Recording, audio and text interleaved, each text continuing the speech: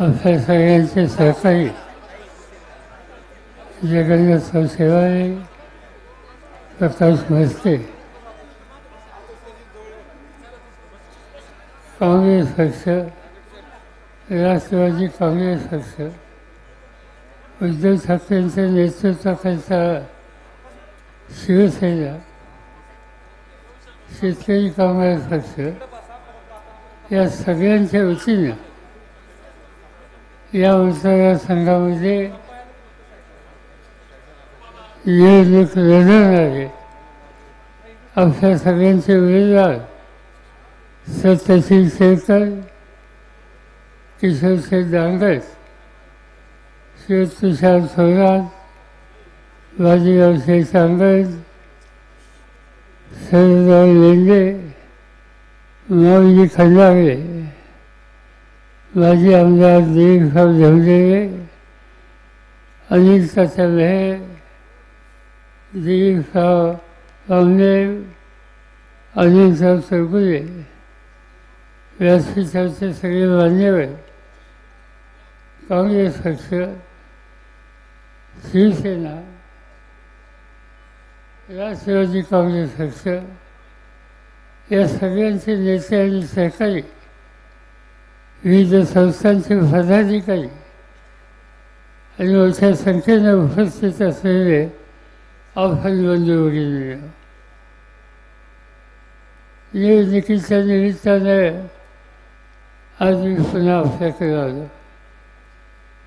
एक महिना दीड महिन्याच्या पूर्वी मला मुक्कामी होताना दौरा इथे झाला. काही फॅशनची माहिती घेतली. राज्याचे लोकसभेचे सभासद डॉक्टर कोरे हेही माझ्याबरोबर होते. आणि त्यानंतर पुन्हा विधानसभेच्या निवडणुकीच्या निमित्तानं तुमच्याशी बोलावं यासाठी मी आले. गेले काही दिवस महाराष्ट्राच्या कानाकोपऱ्यात फिरण्याचा प्रयत्न मी करतो. आणि सगळे माझे दौरे शेवटचा तालुका जिल्हा चंद्रपूर तिथपासून सुरू झाला. नागपूरला आलो. नागपूरला काही दिवस घालवले. नागपूरला नांदेडला गेलो, वर्ध्याला गेलो, नांदेडवरून वीरला गेलो, वीरवरून जालन्याला गेलो, जालन्यावरून उस्मानाबाद, उस्मानाबादवरून जळगाव, जळगाववरून धुळे, धुळ्यावरून शेजारचा तालुका जिल्हा नाशिक, आणि नाशिकवरून आज या ठिकाणी मी आलेलो आहे. महाराष्ट्राच्या अनेक तालुक्यामध्ये एक भूमिका मांडण्याचा प्रयत्न करतो आहे. कारण देशाची लोकसभेची निवडणूक झाली. या निवडणुकीमध्ये तुम्ही लोकांनी अतिशय चांगलं काम केलं आणि एक जबरदस्त शक्ती आम्हाला लोकांना दिली. लोकसभेकडे आम्ही अधिक लक्ष दिलं होतं. आणि त्याचं महत्त्वाचं कारण आज या देशाचा कारभार ज्यांच्या हातात आहे, नरेंद्र मोदी, त्यांनी एक वेगळी भूमिका निवडणुकीच्या निमित्ताने घेतली होती. आज देशाच्या लोकसभेचे एकंदर सभासद 540-45 याच्या आसपास आहे. देशाचा कारभार चालवायचा असेल, संसदेमध्ये बहुमत हवं असेल तर 300 खासदार असले तरी गरज भागते. मला आठवते नरसिंहरावांच्या नेतृत्वाखालचं सरकार होतं. त्या सरकारमध्ये मी संरक्षण खात्याचा मंत्री होतो. आणि तेव्हा आमच्याकडं एकंदर खासदारांची संख्या 250 पावणे 300च्या आसपास होती. तरी 5 वर्ष आम्ही लोक देशाचा कारभार करू शकलो. आणि हा अनुभव असताना आज मोदी साहेब सगळीकडे जातात आणि मला 400 खासदार निवडून द्या ही विनंती करतात. कशासाठी 400? आम्ही विचार करत होतो. नंतर आमच्या लक्षात काही गोष्टी आल्या. त्यांच्या डोक्यामध्ये डॉक्टर बाबासाहेब आंबेडकरांनी या देशाच्या जनतेला घटना दिली. त्या संविधानात बदल करायचा असेल तर अधिक खासदारांची गरज भासते. आज तो विषय नसताना पुन्हा पुन्हा 400 हा आकडा सगळ्यांच्या समोर देशासमोर मांडण्याचं काम मोदी साहेब करतात. याचा अर्थ त्यांच्या मनामध्ये काहीतरी दुसरी कल्पना आहे. आणि ती कल्पना तुम्हा माझ्या सगळ्यांच्या हिताची नव्हती. आम्ही त्याला उत्तर द्यायचं ठरवलं. हे काम एकटा दुसरा कुणी करू शकत नाही. आम्ही दिल्लीमध्ये बसून काही लोकांना एकत्र केलं. सोनिया गांधींना घेतलं, राहुल गांधींना घेतलं. मी स्वतः त्याच्यात होतो. बिहारचे मुख्यमंत्री नितीश कुमार यांना विनंती केली. दिल्लीचे मुख्यमंत्री अरविंद केजरीवाल यांनाही घेतलं. खाली कर्नाटकचे मुख्यमंत्री होते, तामिळनाडूचे मुख्यमंत्री होते, केरळचे मुख्यमंत्री होते, अनेक पक्षांचे नेतेसुद्धा होते. आणि आम्ही सगळ्यांनी मिळून एक नवीन संघटन केलं. त्याचं नाव इंडिया, देश म्हणून. आणि आम्ही हा निकाल घेतला की देशाच्या कानाकोपऱ्यात जाऊ आणि लोकांना सांगू, तुम्हाला या देशाची घटना शिकवायची असेल तर 400चा आग्रह करणाऱ्या लोकांना त्या 411 तुम्ही दूर ठेवलं पाहिजे. आणि आम्ही देशात फिरलो, महाराष्ट्रात फिरलो, तुमच्या गावात आलो. आणि मला आनंद आणि तुमचा अभिमान आहे की पुणे जिल्ह्यामध्ये तुम्ही या दोन्ही जागा ज्या आम्ही इथं लढत होतो त्या मोठ्या मतांनी तुम्ही विजयी केला. डॉक्टर अमोल कोल्हेंना विजयी केलं. बारामती मतदारसंघामध्ये सुप्रिया सुळे यांना आपण निवडून दिलं. आणि हे फक्त इथं नाही, महाराष्ट्रामध्ये 48 जागा आहेत खासदारकीच्या. गेल्या निवडणुकीमध्ये काँग्रेसची 1 जागा आणि राष्ट्रवादीचे 4 जागा, इतक्या कमी जागा आमच्याकडे होत्या. पण या निवडणुकीमध्ये 48 पैकी 30-31 जागा तुम्ही लोकांनी निवडून दिल्या. आणि एक जबरदस्त शक्ती आम्हाला लोकांच्या हातावर दिली. आणि त्याचा परिणाम झाला. मोदी साहेबांना घटना दुरुस्तीचं काम त्यांच्या डोक्यात होतं, ते करता आलं नाही.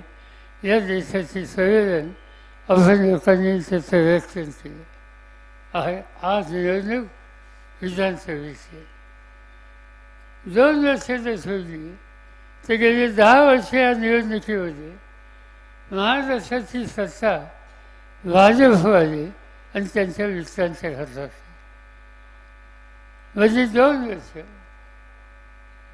कोविडचा काळ होता. त्या काळात उद्धव ठाकरे आणि आम्ही लोक एकत्र आलो, सरकार बनवलं आणि महाराष्ट्राचा कारभार योग्य दिशेला जाईल याची आम्ही लोकांनी काळजी घेतली. दुर्दैवाने आमच्याच्या काही लोकांनी वेगळी भूमिका घेतली. आज महाराष्ट्राचे मुख्यमंत्री आहेत, एकनाथ शिंदे त्यांचं नाव आहे. ते अनेक वर्ष शिवसेनेचे सहकारी होते. आणि एक दिवशी त्यांनी 30-40 खासदार आमदार एकत्र केले आणि थेट बहुतेला आसाममध्ये गेले. आणि नंतर राज्याची सत्ता हातामध्ये घेण्याची भूमिका घेतली. मुख्यमंत्री झाले. काही दिवसांनी अजित पवार त्याच्यात सहभागी झाले. त्यांनी फसवी चाळी समजायला घेतले आणि उद्धव ठाकरेंचं सरकार सत्तेपासून दूर झालं. आज सत्ता या लोकांच्या हातात आहे. अशी गमतीची गोष्ट आहे. काही लोक असे आहेत की त्यांना सगळं झालं. शिंदेचं सांगायचं झालं तर आजचे मुख्यमंत्री देवेंद्र फडणवीसचं सरकार होतं त्या 5 वर्षाच्या काळात शिवसेनेच्या वतीनं तिथं मंत्री होते. उद्धव ठाकरेंच्या मंत्रिमंडळामध्ये मंत्री होते. नंतर स्वतः मुख्यमंत्री झाले. मंत्रीपद राहिलं. कोणत्याही मार्गाने सत्ता हातामध्ये ठेवायची एवढं एकच काम या लोकांनी केलं. आज बहुमत त्यांच्याकडे आहे. पण निवडणुका आल्या आणि निवडणुकीमध्ये शेवटी बहुमताचा निर्णय तो कुणाच्या हातामध्ये ठेवायचा हा तुमच्या हातात आहे. आणि ते काम उद्याच्या 20 तारखेला तुम्हाला लोकांना करायचं. आज त्यांच्या लक्षामध्ये आलं की लोकसभेमध्ये त्यांना धक्का बसला आणि म्हणून त्यांनी काही नवीन कार्यक्रम हातामध्ये घेतला. पहिला कार्यक्रम त्यांनी घेतला माझी लाडकी बहीण. बहिणीच्या संबंधी आदर व्यक्त केला. माझी काही तक्रार नाही, जरूर करा. पण आज गरज कशाची? लाडक्या बहिणीच्या आदराची तिला 110 काय त्यांनी 1500 रुपये या रकमेची गरज अधिक आहे का तिच्या रक्षणाची गरज आहे? माझ्या मते आज तिच्या रक्षणाची गरज आहे. महाराष्ट्रामध्ये गेल्या 8 महिन्यामध्ये 1600 मुलींना त्यांचं अपहरण झालं. कुणी अपहरण केलं हे माहिती नाही. कुणी चौकशीत कुणी सापडलं नाही. तेव्हा ठाऊक असेल ठाणे जिल्ह्यामध्ये एका शाळेमध्ये 2 मुलींचे अत्याचार केले गेले. त्याची चौकशी होत होती. ती नंतर झाली. गुन्हेगारांना पकडलं. आज हे प्रकार महाराष्ट्राच्या अनेक ठिकाणी सतत होतं. आणि त्यामुळे आज मुलींना, महिलांना, भगिनींना कौतुक शिक्षा करून 1500 रुपये हातामध्ये ठेवायचे का तिथं रक्षण राहील, संरक्षण करता येईल अशा प्रकारची कामगिरी करायची. आणि आमच्या सगळ्यांचा आग्रह आहे की 1500 द्यायचे, तुम्ही काय करायचं ते करा. आम्ही हे ठरवले एकच येईल. जर तुम्ही वर्षाचा फाशीभाग दिला तर या राज्याच्या महिलांना आम्ही 3000 रुपये महिना देऊ. त्यांना स्वतःच्या पायावर उभं करू. त्यांना एसटीचा भाग फुकट देऊ. आणि त्यांच्यावर त्रास देणारे, गुन्हेगारी करणारे जे कुणी असतील त्यांची अत्यंत सक्त कारवाई करू आणि भगिनीचं रक्षण करू. हा कार्यक्रम आम्ही लोकांनी हातात घेतला. दुसरा प्रश्न आमच्या पुढे शेतकऱ्यांच्या आत्महत्याचा. आज आत्महत्या ही गोष्ट नियम झालेली आहे. जो बळीराजा कष्ट करतो, घाम करतो, अन्न पिकवतो, सर्व देशाच्या भुकेचा प्रश्न हा सोडवतो, तो बळीराजा आज आत्महत्याचा रस्ते जातो, तो जीव देतो. मला आठवतं आहे यवतमाळ जिल्ह्यामध्ये माझ्याकडे शेती खातं असताना एका शेतकऱ्याने आत्महत्या केली. मला समजलं. तातडीनं प्रधानमंत्र्यांना घेऊन मी त्या ठिकाणी गेलो. ज्या घरात आत्महत्या झाली त्याचा खर्च होऊनच गेला. त्या घरात त्याच्या पत्नीला घेतलं. लहान मुलं होती, लग्नात झालेली मुलगी होती. आणि तिला आम्ही विचारत होतो तुझ्या नवऱ्याने आत्महत्या का केली? ती विचारी काही उत्तर देऊ शकत नव्हती. रडत होती. मी समजून काढली आणि तिने सांगितलं की प्रकार व्हायचे नसतील तर तू सत्य आम्हाला सांग. आम्ही काही ना काहीतरी केल्याशिवाय राहणार आहे. का तुझ्या नवऱ्याने आत्महत्या केली तिने सांगितलं माझा नवरा शेतीत कसं घेणार होता. मुख्य पीक कपाशीचं होतं. कापसासाठी वेळाला घेतलं. औषधांनी फवारणीची व्यवस्था केली. सोन्यासारखं पीक आलं. त्यासाठी सोसायटीचं कर्ज काढलं होतं.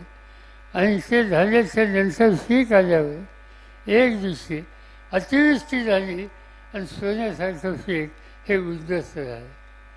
पुढच्या वर्षी काही ना काहीतरी केलं पाहिजे. लहानकाली सोसायटी घेतलेलं कर्ज फेडलं नाही, त्यावेळेला थकीत केलं आणि त्या ठिकाणी शेवटी खाजगी सावकाराच्याकडून कर्ज घ्यायचा प्रसंग माझ्या नवऱ्याला. कर्ज घेतलं, पुन्हा 4-5 एकर कापूस लावला आणि पुन्हा त्या वर्षी लावल्या नावाचा एक रोग येतो. तो कापसात झाला आणि सोन्यासारखं सगळं पीक गेलं. पीक गेलं पण कर्ज गेलं नाही. पीक गेलं, सावकाराचं कर्ज कमी झालं नाही. आणि एक दिवशी सावकार दारात आला आणि पैशाची वसुली मागायला लागला. देण्याची ताकद नव्हती. त्याने माझ्या घराची वांदी कुंडी बाहेर काढली. अमृतचा पंचनामा झाला. मुलीचं लग्न झालं होतं. ती त्या ठिकाणी मोजलं गेलं. माझ्या बालकाला सहन झालं नाही. तो दुसऱ्या दिवशी बाजारात गेला. इंजिनची वाची घेतली, घरी आणलं, घटाघटा झाला आणि जीव देऊन टाकला. कशामुळे घडलं हे? त्याच्या डोक्यावरचं कर्ज फेडण्याची त्याची ताकद राहिलेली आहे. त्याच्या घराची भांडी खुली बाहेर निघाली. त्याचा अमृता पंचनामा झाला आणि ते त्याला सहन झालं नाही. त्यासाठी हा प्रसंग त्याच्यावर आला. आम्ही लोकांनी जाऊन त्याचा विचार केला, काहीतरी केलं पाहिजे. या देशामध्ये मध्यंतरी 16 उद्योगपती आहेत. त्या 16 उद्योगपतींच्या डोक्यावर जवळपास 18,000 कोटीचं कर्ज होतं आणि आजच्या केंद्र सरकारने ते कर्ज माफ केलं.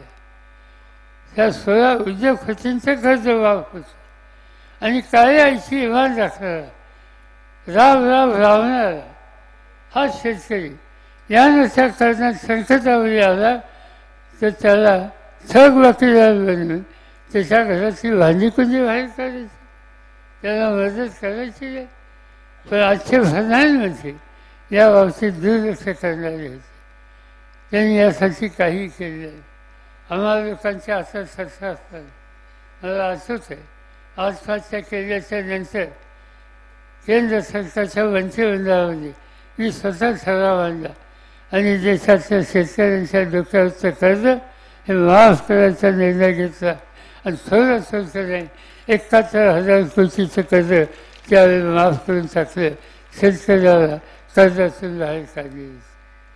आजची अवस्था नाही. शेतकरी अडचणीचा, शेतीमालाच्या किमती घसरल्या. आजच्या काही गोष्टीच्या किमती ठीक आहेत, पण काय अवस्था होती काही दिवसापूर्वी कांद्यासारखं पीक. आज मी नाशिक जिल्ह्यात आलो, लासलगावला होतो, निफाडला होतो.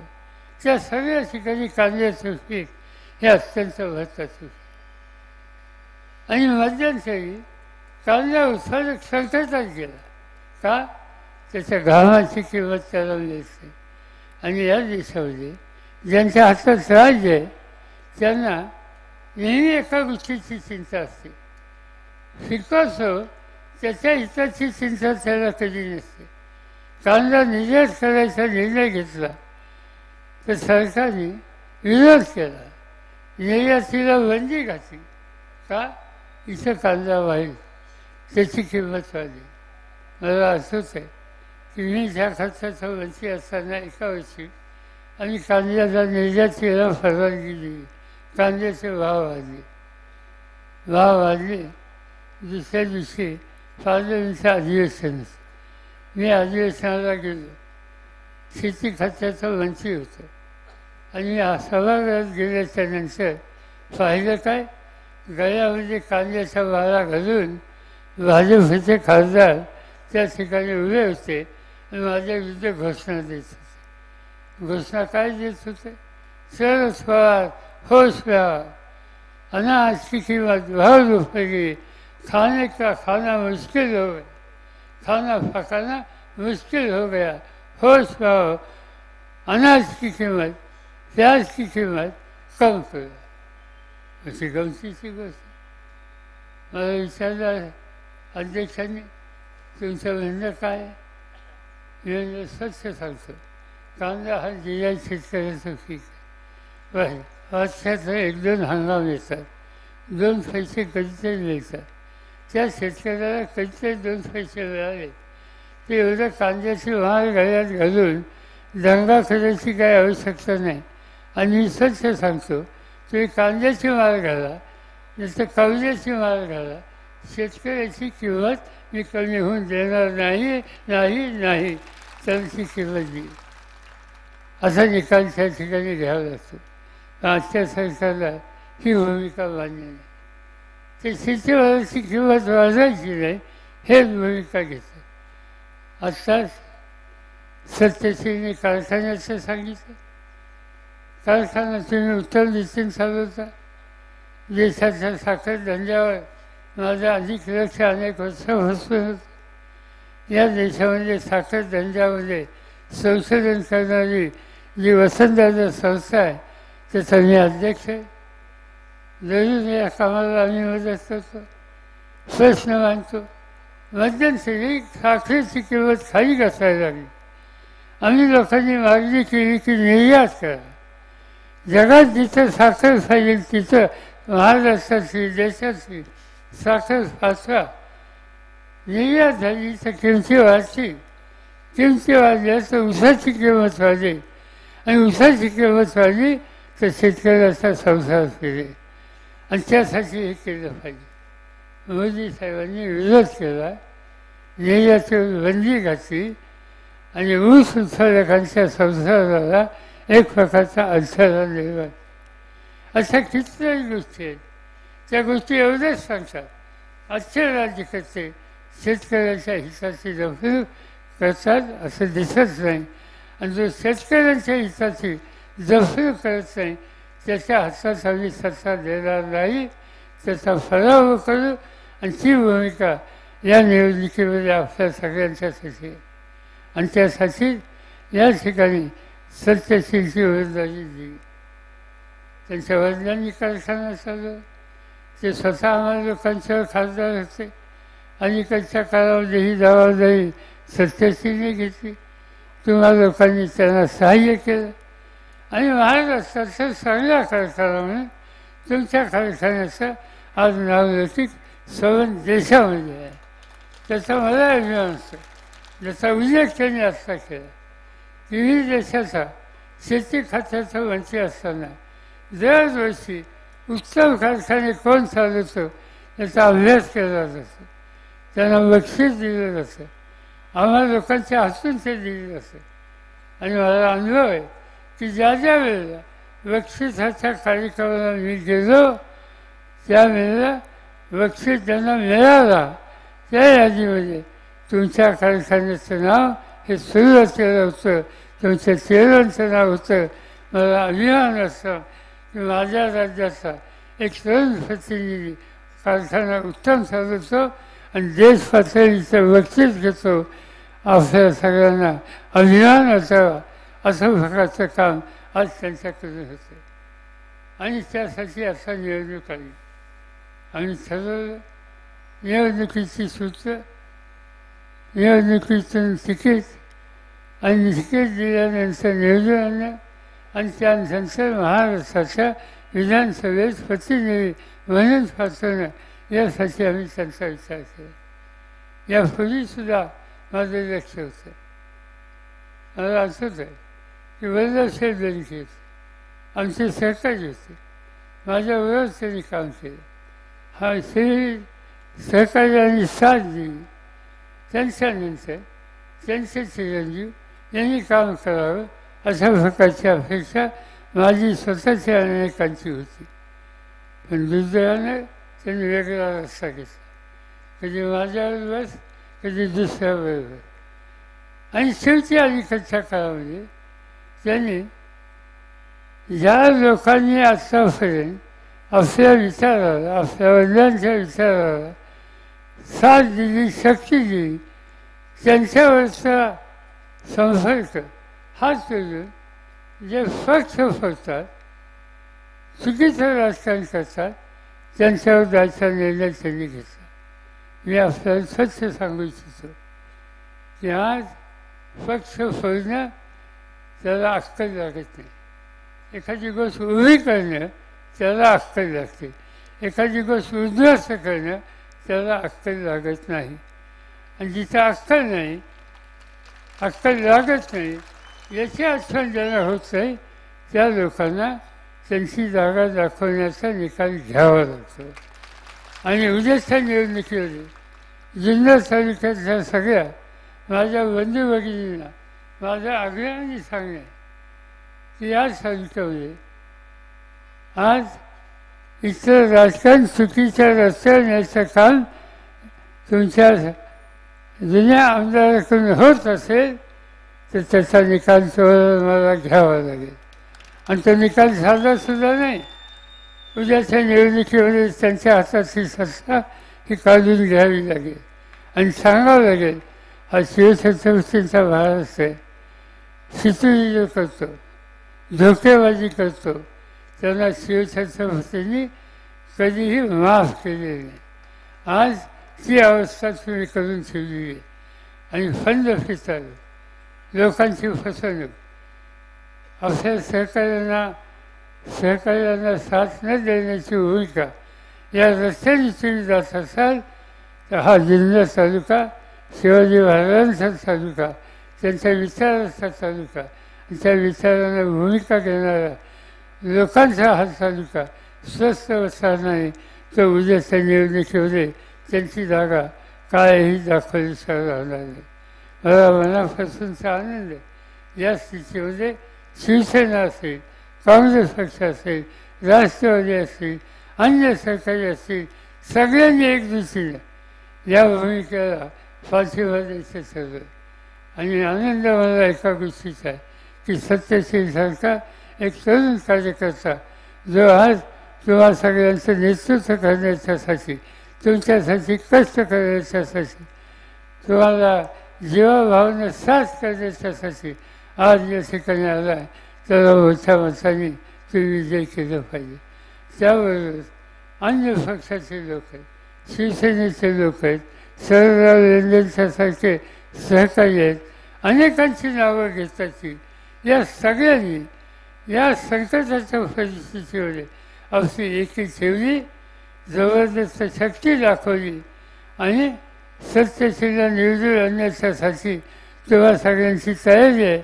ही भूमिका आम्हा लोकांच्या समोर तुम्ही मांडली, त्याबद्दल तुम्हा सगळ्यांना अंतःकरणापासून धन्यवाद देतो. आणि आता उच्च 4 दिवस 6 दिवस जे काय आहेत त्या 6 दिवसामध्ये रात्रीचा दिवस करा, लोकांना समजून सांगा, खून त्यांना सांगून सांगा, तुतारी वाजवणारा माणूस त्याचं महत्त्व सांगा. आणि निवडणुकीमध्ये हा तालुका इतिहास बनवणार आहे या प्रकारची भूमिका सर्व महाराष्ट्राला कळेल ही काळजी तुम्ही घ्या. एवढंच सांगतो आणि पुढच्या सभेला जायला परवानगी घेतो. जय हिंद, जय महाराष्ट्र.